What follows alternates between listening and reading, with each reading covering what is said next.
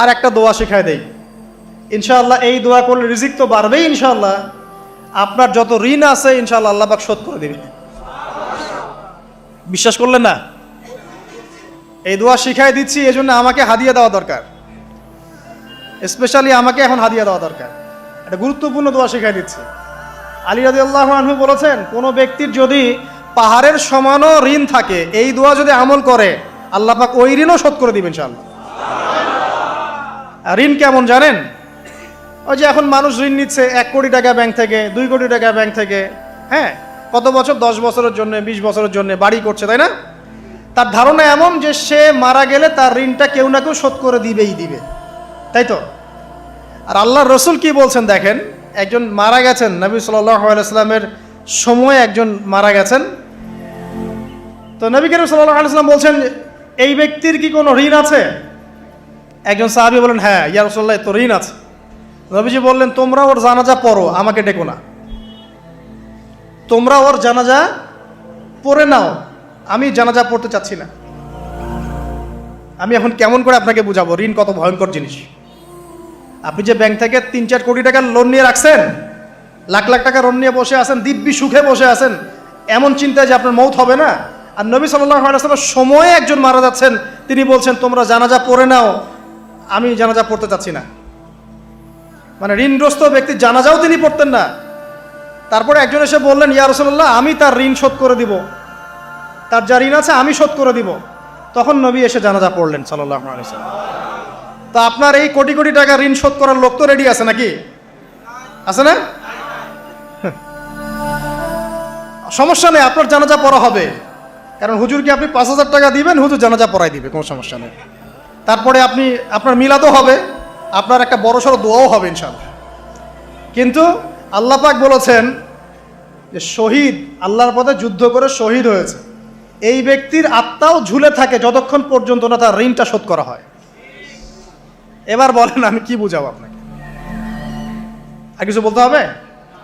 তো এখন সেই দোয়া শিখাচ্ছি আপনাদেরকে, যে দোয়া শিখলে আপনারা ঋণ থেকে বাঁচবেন ইনশাআল্লাহ। কত দিবেন বলেন? আচ্ছা, হ্যাঁ, এই তো, শুকরিয়া। দোয়া করবেন যেন আল্লাহ পাকের দিনটাকে আল্লাহর জমিনে প্রতিষ্ঠা করতে পারে। আমার সাথে বলেন, দোয়াটা হচ্ছে আল্লাহুম্মা ইকফিনি বিহালালিকা আন হারামিকা ওয়া আগনিনি বিফদলিকা আম্মান সিওয়াকা। এই দোয়াটা ছোট না, এটা মুখস্থ করবেন, সেজদায় পড়বেন, নামাজের সেজদায় পড়বেন, আত্তাহিয়াতু দরুদ শেষ তারপরে পড়বেন, নামাজ শেষে হাত তুলে করবেন, যখন তখন শেষ রাতটা করবেন। ইনশাআল্লাহ দেখবেন আপনার ঋণ বলতে কিছু থাকবে না ইনশাআল্লাহ।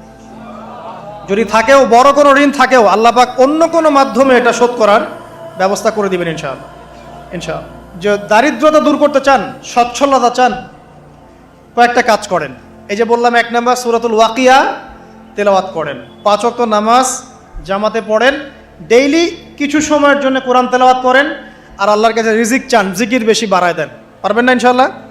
আমার জীবনে এমন ঘটনাও ঘটেছে, এটা এখন গল্পটা মনে পড়ে গেল তাই বলছি, যে 1,20,000 টাকা ঋণ আছে আমার, শোধ করার কোনো অপশন নাই। আমার কাছে, আমার চোখে ধরা পড়ছে না যে 1,20,000 টাকা আমি কেমনে দিব। কি হলো, হঠাৎ করে আমরা একটা সার্কুলার দেখলাম যে সারা বাংলাদেশে ইসলামিক ট্যালেন্ট খোঁজা হচ্ছে। 2000, এটা মনে হয় 17 কি 18 সালের কথা, হ্যাঁ 18 না, আচ্ছা 18। তো হ্যাঁ, আলোকিতকে। তো এখন আমার ওয়াইফ বলছেন যে আপনি এটাতে অ্যাপ্লাই করেন। তো আমি অ্যাপ্লাই করবো, এটা তো আলেম ওলামাদের প্ল্যাটফর্ম, আমি এখানে জেনারেল থেকে আসা মানুষ কেমন করে কি। তো সে বলছেন না, আপনি পারবেন ইনশাআল্লাহ, আপনি পড়াশোনা করেন, ইনশাআল্লাহ পারবেন। তো আমি দেখছি আগে প্রাইস কি আছে, কষ্ট তো করবো, আগে দেখি পুরস্কারটা কি। তো পুরস্কারটা দেখছি যে একটা ওমরা করাবে। ওমরা করা তো যে কারোর জন্য একটা মানে স্বপ্নের ব্যাপার না, ওমরা করা তো সবাই আমরা খুব পছন্দ করি। আল্লাহ পাক আমাদেরকে বেশি বেশি ওমরা করার তৌফিক দেখ। আর লেখা আছে যে ফার্স্ট প্রাইজ 3 লাখ টাকা, second prize 2 lakh, third prize হচ্ছে 1 লাখ টাকা। তো সেটা আচ্ছা ঠিক আছে। তখন আমি একটা জবও করি, আমি কিন্তু চাকরিও করেছি এক সময়। তো এখন জব ছেড়ে দিলাম, জবে থাকলে আমার এখন পড়াশোনা হবে না। তারপর টানা 4 কি 5 মাস দৈনিক 10 থেকে 12 ঘন্টা করে পড়েছি। টানা 4 থেকে 5 মাস দৈনিক 10 থেকে 12 ঘন্টা, নাওয়া খাওয়া সব ওখানেই। আর যতটা সহজ মনে করছেন আসলে কিন্তু প্রতিযোগিতা অত সহজ নয়। আসলে যে কোনো জায়গা থেকে প্রশ্ন আসতে পারে, আকিদা, সিরাত, ইতিহাস, এটা ওইটা অনেক টপিক, প্রায় 36টা বিভাগ আছে। তো আলহামদুলিল্লাহ কীভাবে জানি আস্তে আস্তে উঠতে পারলাম। গিয়ে দেখলাম যে হ্যাঁ, টিভি রাউন্ডে চলে গেছি। আমি তেমন কিছুই করি নাই, আমি শুধু পরিশ্রম করেছি, আল্লাহর কাছে বেশি থেকে বেশি দোয়া করেছি যে আল্লাহ আমার ঋণ আছে, ঋণ শোধ করতে হবে একটা। এবং আমি চাচ্ছি যে এই প্রোগ্রামের মধ্য দিয়ে দিনের একটা বড় সার্কেল পাওয়া যায়, দিনী প্ল্যাটফর্ম পাওয়া যায়। তো আলহামদুলিল্লাহ আল্লাহ পাকের ইচ্ছায় সেখানে একটা ভালো রেজাল্ট হলো এবং সেখানে ওমরাও করা হলো আলহামদুলিল্লাহ। এবং ক্যাশ তারা খুব তাড়াতাড়ি দিয়ে দিয়েছে। আমি পুরো ক্যাশটা আগে পেয়েই আগে ঋণটা শোধ। এখন এই সময় কিন্তু আমি দোয়াটা করেছি, আল্লাহুম্মা কফিনি বিহালালিকা আন হারামিক ওয়া আগনিনি বিফদলিকা আম্মান সিওয়াক। দেখেন, আমি কিন্তু জানতামও না এমন কোনো প্রতিযোগিতা হবে, আমি সেখানে পার্টিসিপেট করব, ওই ওসিলায় ওমরা করব, ওই ওসিলায় আবার ঋণও শোধ হবে, আমার কিন্তু মাথায় ছিল না। এটাই হচ্ছে আল্লাহ পাকের সেই আয়াত যে ওয়া মান ইয়াত্তাকিল্লাহ ইয়াজআল লাহু মাখরাজা। আল্লাহ পাককে যে ভয় করবে আল্লাহ পাক তার জন্য রাস্তা খুলে দিবেন ইনশাআল্লাহ। ওয়া ইয়ারযুকুহু মিন হাইসু লা ইয়াহতাসিব, এবং এমন উৎস থেকে আল্লাহ পাক রিজিক দিবেন যেটা সে কল্পনাও করতে পারে না। এটা আল্লাহ পাক তাওয়াক্কুল রাখেন। জাস্ট ওই ইসমাঈল আলাইহিস সালামের মায়ের মতো হাজরা আলাইহিস সালাম ইব্রাহিম আলাইহিস সালামকে বলছেন, আপনি আমাকে এখানে ছেড়ে যাচ্ছেন কি জন্যে? ইব্রাহিম বলছেন আল্লাহর আদেশে। তখন তিনি বলছেন তাহলে আল্লাহ আমাকে ফেলে দিবেন ইনশাআল্লাহ। সেই মায়ের গর্ভ থেকে ইসমাইলের মতো সন্তানের জন্ম হলো, যেই সন্তানকে বাবা বলছে যে আমি তোমাকে জবাই করছি, স্বপ্নে দেখেছি, ফানজুর মাদা তারা, তোমার রায় কি? সে বলছে ইয়া আবাতি ফাআল মা তুমার, আপনাকে যে আদেশ করা হয়েছে আপনি সেটাই করেন। সাতাজিদুনি ইনশাআল্লাহু মিনাস সাবিরিন, ইনশাআল্লাহ আপনি আমাকে ধৈর্যশীল পাবেন। দেখেন কোন মায়ের গর্ভ থেকে কোন সন্তান। তাকে কি বাবা মানুষ করেছিলেন?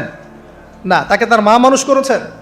তো ওই রকম তাওয়াক্কুলকারিনী হাজরা আলাইহিস সালামের মতো মা যদি ঘরে ঘরে থাকে, বোন আর স্ত্রী ঘরে ঘরে থাকে, তখন ইসমাইলি প্রজন্ম আসবে ইনশাআল্লাহ। আর আমাদের মতো এই যে এখন দেখছেন না কি হচ্ছে, মারামারি, কাপড় খোলা, কাপড় ছোট, ব্লাউজ সারা সারি, কি চলছে মাশাআল্লাহ। মানে কি যে চলছে ভাই জগতে এখন, বলতেও গা গিনগিন করে, ভাবতেও গা গিনগিন করে।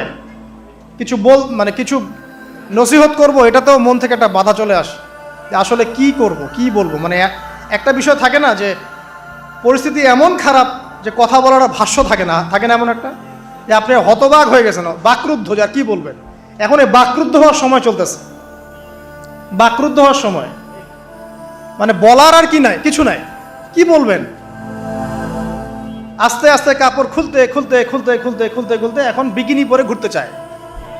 এন্ড বলে যে কয়দিন পর বিকিনি পরেই ঘুরবে। দেখেন, মানে ওরা চায় যে পশ্চিমারা যেমনে চলে অমনেই চলুক সবাই। ওটা কি লজ্জাশীলতার পরিচয় হলো? আশ্চর্য একটা বিষয়। মানুষকে দেখেন, মেয়েরা কলেজে পড়তে গিয়ে মেয়েরা কি করতেছে এখন দেখেন, কলেজে পড়তে গিয়ে মেয়েরা কি করতেছে দেখেন। আর আপনি আপনার মেয়েকে কলেজে ওখানে পড়তে পাঠাচ্ছেন, ওখানে হোস্টেলে রাখছেন, যেখানে একটা মেয়েকে নবী সাল্লাল্লাহু আলাইহি ওয়াসাল্লাম মাহরাম ছাড়া সফর করতে নিষেধ করছেন, সেখানে আপনি আপনার মেয়েকে কোন শিক্ষায় শিক্ষিত করার জন্য রাতের পর রাত সেখানে কাটাচ্ছেন? আর তারা নিজেরাই বলছে যে মেয়েদেরকে ফোর্সফুলি যৌন কাজে বাধ্য করা হচ্ছে। মানে ইজ্জত চলে যায়, যাক ভাই আমার সার্টিফিকেট চাই, বিষয়টার নাকি ইজ্জত যাক, কতজন আমার সাথে কি করে করুক, বাট আমার একটা সার্টিফিকেট চাই, একটা অনার্সের একটা মাস্টার্সের সার্টিফিকেট চাই। এটা দিয়ে আমি বিসিএস ক্যাডার হব, এটা দিয়ে আমি প্রাইমারি স্কুলের টিচার হব, এটা দিয়ে আমি জাতি গঠন করবো নাকি। পরে এরাই তো আপনার ঘরে বউ হিসেবে আসবে, মানে আপনার কি অবস্থা হবে চিন্তা করেন এখন। তা আমরা আসলে ভাই কোথায় আসি এখন? আল্লাহ পাক আমাদেরকে বোধোদয় দান করুক, দোয়া করি। তবে একটা হাদিস না বললে আমি এখান থেকে সরতে পারতেছি না।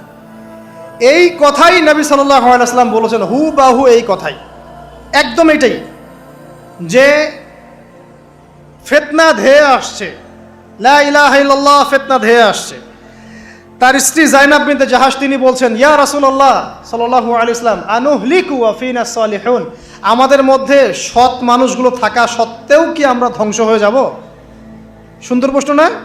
নবীজি বলছেন, নাম, তোমরা ধ্বংস হয়ে যাবে। ইদা কাসুরাতিল খাবাস, যখন এরকম নগ্নতা, বেহায়াপনা, অশ্লীলতা ছড়িয়ে পড়বে, তখন সৎ অসৎ, আলেম জালেম সব ধ্বংস হয়ে যাবে।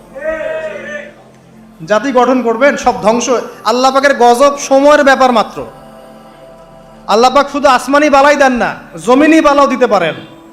আল্লাহ পাক মুসলিমে ফাসাদ লাগিয়ে দিতে পারেন। আল্লাহ পাক বহিঃশত্রুকে আপনার উপর চাপিয়ে দিতে পারেন। আল্লাহ পাক দুর্ভিক্ষ দিতে পারেন। আল্লাহ পাক মহামারী দিতে পারেন। আল্লাহ পাক কুন বললে ফায়াকুন হতে পারে। সে আল্লাহকে ভুলে গিয়ে এইসব প্রগতিশীলতার নামে যখন নগ্নতার চর্চা হচ্ছে, অশ্লীলতার চর্চা হচ্ছে, আর আমরা এগুলো সব মুখ বুঝে সহ্য করছি, মাদক, পর্ন, জেনা, ব্যভিচার সব চলছে চোখের সামনে, আমরা কিচ্ছু বলার নাই, সুদ ঘুষ সব চলছে। এটা সময়ের ব্যাপার যে আল্লাহ পাকের গজব কখন আসবে। আর যখন আসবে, আলেম জালেম কাউরে ছাড়বে না ইনশাআল্লাহ। আমারে আপনারে কাউরে ছাড়বে না ইনশাআল্লাহ, দেখে নিয়ে। আরেকটা কথা নবীজি বলছেন, দুই শ্রেণীর মানুষ আসবে কিয়ামতের আগে আগে, আমি দেখি নাই। তখন সাহাবীরা বলছেন, কারা ইয়া রাসূলুল্লাহ? একজন বলছেন, এক শ্রেণী হচ্ছে এমন এক শ্রেণীর পুরুষ। কারা এরা? পুরুষ, যাদের হাতে লম্বা লম্বা লাঠি থাকবে, লাঠি, এই লাঠি দিয়ে তারা মানুষকে পিটাবে। কি আপনারা বুঝতে পারেন না কারা? আপনি নিজেও তার মধ্যে আছেন, আপনার ভাইও তার মধ্যে আছে। আপনি এবং আপনার ভাই দুজনেই এই কাজ করছেন, ভাইয়ে ভাই মারামারি করছেন, সবার হাতেই লাঠি আছে না? আছে। অথচ উভয় মুসলিম। আর একজন মুসলিম যখন আরেকজন মুসলিমের এগেনস্টে যুদ্ধ করতে যায় বা এরকম মারামারি করতে যায় না, যে মরবে আর যে মারবে উভয়ই অপরাধী, উভয় অপরাধী। হাদিস রিয়াদুস সালেহিন বইয়ের মধ্যেও আছে, দেখে নিয়ে। তারপরে দ্বিতীয় শ্রেণী হচ্ছে, নবীজি বলছেন, নিসাউন, এক শ্রেণীর মহিলা আসবে, আমি দেখি নাই। মানে ওই যুগে ছিল না, আইয়ামে জাহেলিয়াতের বর্বর যুগেও এরকম মেয়ে ছিল না। তার মানে বুঝতে পারছেন, আইয়ামে জাহেলিয়াতের যে যুগটাকে এখন বর্বর বলে না, বর্বর, সেকেলে, মধ্যযুগীয় এইসব কথা বলে না, ওই যুগেও এই মানুষগুলো ছিল না। তার মানে নবীজি বলছেন, আমি দেখিনি, লাম আরাহুমা, আমি ওদেরকে দেখি নাই। তারা কারা? নিসাউন, এক শ্রেণীর মহিলা, কাসিয়াতুন আরিয়া, যারা কাপড় পরবে বাট নগ্ন থাকবে, কাপড় পরবে কিন্তু নগ্ন থাকবে। মুমিলাত মাইলাত, নিজেও মানুষকে আকৃষ্ট করবে, আবার নিজে আকৃষ্টও হবে। তারা জান্নাতে যাবেও না, জান্নাতের গন্ধও পাবে না। নেন এবার এখন দেখেন, একটু ভেবে দেখেন যে আমার ঘরে কি সেরকম মেয়ে আছে কি না, আমার ঘরে সেরকম বোন আছে কি না, আমার ঘরে তেমন ওয়াইফ আছে কি না। এখন যদি আপনি আল্লাহ এবং তার রাসূলকে সর্বোচ্চ অগ্রাধিকার দেন, আল্লাহর ওয়াস্তে ওদেরকে ঠান্ডা মাথায় বোঝানোর চেষ্টা করেন, বোঝান যে তাদের ফাংশনটা কি, দুনিয়াতে ওদের ফাংশন কি, দুনিয়াতে মেয়েদের ফাংশনটা কি, একটা পরিবারে একটা মেয়ের ফাংশন কি, স্বামী স্ত্রীর সম্পর্কের মধ্যে মেয়ের ভূমিকা কি, স্ত্রীর ভূমিকা কি, এগুলোকে বুঝান। তবে হ্যাঁ, এক শ্রেণীকে আপনি বুঝিয়ে কুল পাবেন না, পরিস্থিতি বোঝেন। পরিস্থিতি বুঝলে আমাদের করণীয় বের হয়ে আসবে। করণীয় আমি অনেক দিন বলেছি, জ্ঞান অর্জনের কোনো বিকল্প নাই, জ্ঞান অনুযায়ী আমলের কোনো বিকল্প নাই, আদর্শ পরিবার গড়ার কোনো বিকল্প নাই, পরিবারে মেয়েদেরকে পর্দায় রাখার কোনো বিকল্প আছে? নাই। এমনকি আমাদের ছোট ছোট ছেলে মেয়ে যারা এখন জন্ম নিয়েছে, এদেরকেও ছোটবেলা থেকেই ইসলামের অনুশাসন দিতে হবে, না হলে বড় হয়ে বিগড়ে যাবে। এরা বিগড়াবে না? চতুর্দিকে ফিতনা, এরা তো বিগড়ে যাবেই। হালাল রিজিকের কোনো বিকল্প নাই। দ্বীনের জ্ঞান অর্জন করে দ্বীনী মানুষদের সাথে থাকার কোনো বিকল্প নাই।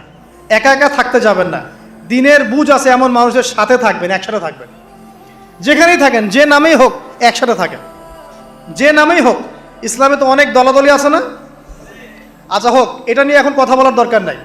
যে কোনো ব্যানারেই হোক থাকেন, অ্যাটলিস্ট আপনি ভালো মানুষদের সাথে থাকেন, এটা ভালো হবে ইনশাআল্লাহ। আল্লাহ চাইতে দেখবেন সবার মাঝে একসময় ঐক্য দিয়ে দিতে পারেন, আল্লাহ পারেন না?